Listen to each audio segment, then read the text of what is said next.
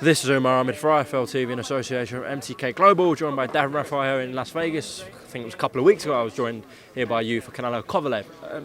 Dan, do you think we're going to see a better Luis Ortiz? I know people are talking about his age and it's been nearly 2 years since that first fight, but the pictures that we've seen, he looks in very good condition. He might be more motivated, clearly, after losing that first fight. Do you think we might actually see a better Luis Ortiz? I think we will. I mean, I saw the first fight, I covered the first fight, and in talking to Deontay after the fight was made, he's talking about getting a first-round knockout, and you're sort of like, okay, I could see it, maybe it being a little easier than the first fight. But then when I was out here for Kovalev and Canelo, I went to the gym and I watched Ortiz train. And he looked, and I've covered a lot of his fights, he looked definitely in the best shape I've seen him in. I mean, he slimmed down. I give a lot of credit to that. He's got a strength and conditioning coach named Larry Wade, who's done a tremendous job. Larry's worked with a lot of good fighters over the years. Right now, one of his main clients is Caleb Plain, who has one of the super middleweight titles. He's worked with a lot of guys. Sean Porter also, yes. So he's got a good reputation, and he really busted Luis's rear end through the training camp, and seems to have done a good job. And so, if Luis Ortiz's viewpoint is that he was just maybe a little bit out of gas later in that fight, especially when he had Deontay hurt in round 7. If he has that little extra in him because he's in better shape, then maybe, it can be the difference. But again, I think that Deontay Wilder was a little bit in difficult shape going into that fight. He had the flu. Hopefully that's not the case for this fight. So I think they both have reasons to think they might be better in this fight than last time. But I certainly think that Luis Ortiz, with his conditioning, will be better than the first fight. Since that first fight with Luis Ortiz, do you think Deontay Wilder has improved? I mean, I don't know if I say he's improved. He is who he is. I mean, Deontay... He's not going to fool anybody with his boxing skills. He's got enough speed, but he's not hugely fast. But he's got what you want if you're a heavyweight champion. You can knock a guy out with one punch, and that's what he's got. He's had that from day one, and he has that now.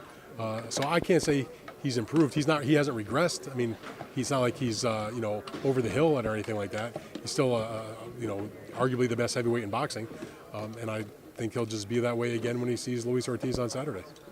Okay, we'll see what happens, and of course we do expect another rematch if Deontay comes through against Tyson Fury. Ben Davison is here. He'll be making some notes, I'm sure, on Saturday night. You must be looking forward to that prospect as well if Deontay comes through. Oh, for sure. I mean, as good of a fight as Wilder Ortiz 2 is on paper, and I'm interested and excited for it. And same situation with Anthony Joshua's rematch against Andrew Ruiz, also a big, huge fight that everybody is anticipating. I'd be less than honest if I didn't say I was, even more looking forward to the prospect of the rematch with Fury and Deontay Wilder. That'll be a huge fight if Deontay gets through Saturday. The fight's on for February. How much bigger do you think that rematch will be since the first fight, in terms of the pay-per-view buys, in terms of the buzz around on Fight Week, etc.? It's going to be much, much bigger. Much, much bigger. And the reason is, number one, Deontay Wilder and Tyson Fury are bigger names now, both because of what they did in the first fight and the publicity and the events that they've been involved with since, whether it was, the viral video of Deontay scoring the knockout against Dominic Breazeale, or it's Tyson Fury's tremendous fight with Whalen in the cut, or the participation with the WWE, that they've both elevated themselves in the eyes of the public as far as their name recognition. ESPN deal was massive as well. Of course, and so when the rematch comes around, if everything goes okay for Wilder on Saturday, now you're talking about a monster. And the reason is because Deontay Wilder and Tyson Fury 2 is not going to just be marketed and promoted by ESPN or by Fox. It's going to be a joint pay-per-view between the two networks. And in the United States, Fox has NFL. They have huge sports events. ESPN has huge sports events, college basketball, the college football playoffs. So all these huge events, NBA, all these big events that are taking place around the time of the build-up to their fight, that's going to be marketed and promoted to those millions, tens of millions of fans who are paying attention to college football playoffs, to the NFL, to the NBA. And you have two giant networks, with very, very heavy investments in sports as well as boxing, getting together to market this fight as one event. And, what ESPN can bring to bear on a marketing and a promotion, and we know what Fox can bring to bear. Now just imagine with the two of them together doing the same event, it's going to be a gargantuan monster. It's fair to say the two characters involved with Deontay and Tyson are giant as well. Oh, for sure. I mean, obviously, if you don't have the kind of personalities that those guys have, it wouldn't mean all that much. But because of the muscle marketing-wise behind them, and the fact that they can deliver when they get in front of the fans or they get in front of the press, and they know how to carry themselves, it's going to make it a tremendous promotion. Obviously, they can just show the highlights from the first fight, which is going to intrigue people with the knockdowns and with the exciting moments in that matchup.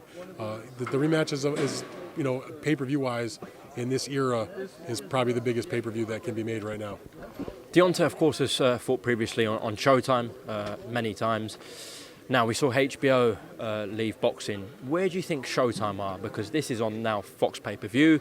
They obviously paid for the Brazil fight and have taken the pay-per-view fight with Ortiz onto Fox. We've seen Spence Porter, Pacquiao Thurman, all on Fox. We know Gervonta Davis still boxes on Showtime, but, it's fair to say I think they're lacking stars at the moment on Showtime. Where do you see their future in the sport? That's a good question. I mean, right now it's very clear. You don't need to have anybody say this in a press conference that the PBC and AHMED are providing Fox with the highest profile events relative to what they're providing to Showtime.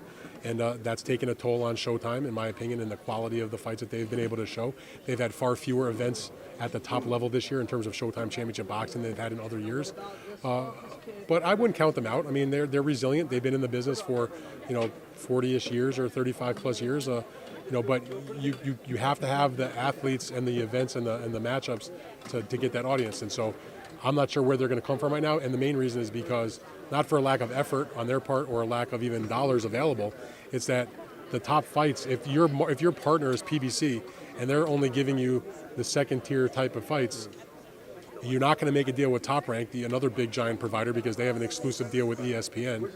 You have Eddie Hearn, who has a great stable. He has an exclusive deal in America with DAZN. Same thing with Golden Boy. Even in the UK, Frank Warren, for example, his guys are tied up with ESPN. The point I'm making is there's not a lot of alternatives to get top names on Showtime when most of the outlets I just mentioned, though those promotion outfits, have deals elsewhere. So they gotta figure it out. Okay, moving on to Saudi Arabia. What's your gut instinct telling you, Dan? I've said it after the first fight. I'll say it during the build-up, and I'll say it again. I'm picking Anthony Joshua to win the fight. I've never wavered on that whatsoever. It's not a knock on Andy Ruiz, although he's looking good in the videos I've seen in terms of the way he's conditioned himself for the rematch. But I just feel like Joshua probably took him a little bit too lightly in the first fight, being that nobody really knew what Andy could do. He'd never proven it before, never had an opportunity before. He got upset. He learned a lesson. They went to school on that first fight, and he's got a lot to lose. And I think he's just a better fighter, a better athlete, got more skills, more experience against top opponents, and I think he wants it. And no knock on Andy Ruiz, but I just feel like Joshua gets the job done in the rematch. Now, just lastly, let's clear this thing up about Americans going to Saudi Arabia. How difficult, how easy was it to obtain a visa for Saudi? You're not going? I am not going to the fight. Why not? It was just one of those things that, again, these are, I don't, people, they think that, like, okay, Dan Rayfield's the boxing writer for ESPN. He goes wherever the heck he wants. No, we all have bosses, and I talk to my editors and my bosses all the time about where we're going to travel to. And, there's a lot of things that go into making those decisions. I mean, not that I was gung-ho, like that I was like, oh, I really, really want to go to Saudi Arabia. I wasn't like that. I mean, maybe I could have convinced them if I really pushed and pressed for it. But they didn't really show a whole huge amount of interest in spending the kind of money that it would take to go to an event like that. But don't worry, we'll still have plenty of coverage on ESPN. I mean, I have talked to the fighters, and we've talked to the guys, and we've got plenty of stuff in store. But, it'd be cool to be there, I guess. But at the end of the day, we're not going to be present. It's unfortunate. I get to cover most of the big fights in person. This is one I won't be at. As far as how the visa situation goes, because I'm not going, I never really looked into it to explore it. I mean, I certainly have a passport, but I don't know what other things you need to do to get yourself to Saudi Arabia. Forgive me for that. I just assumed it's such a massive fight that Dan would be there. So. You would think, but it's to be honest, I don't. There's really of the main top beat guys that I know in this country, I don't know of anybody that is going. Okay. Dan, thanks for your time on IFL as always, and we look forward to a great night on Saturday. Thanks a lot. Appreciate it.